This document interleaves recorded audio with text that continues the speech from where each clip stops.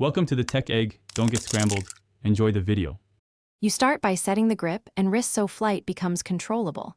Use a firm but relaxed hold. That tension balance lets your fingers impart spin without choking the ball. Once done, cock the wrist slightly to create the seam angle that guides air. Make sure your release point is identical across deliveries, keeping height and forward path steady.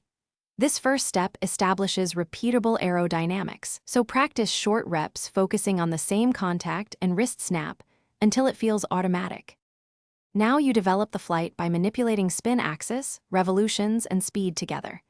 You increase revolutions with a stronger finger snap so the ball keeps its axis steady in air. More RPM stabilizes flight and magnifies drift. Once done, tilt the axis slightly, about 10 to 20 degrees, to create predictable dip or drift toward the batter.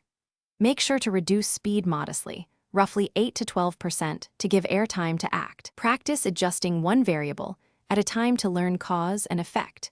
Finish by tuning where the ball lands and diagnosing issues quickly. You aim at a specific spot on the pitch and use small wrist variations to move the landing 1 to 2 meters. This is precision control. Once done, review front-on and seam views on slow-motion video to confirm release consistency. Make sure to make only small adjustments between balls. If the ball doesn't drift or dip as expected, increase axis tilt or cut pace by 5 to 10%. That troubleshooting usually restores the intended flight. Thanks for watching. Consider subscribing if I helped unscramble your problems.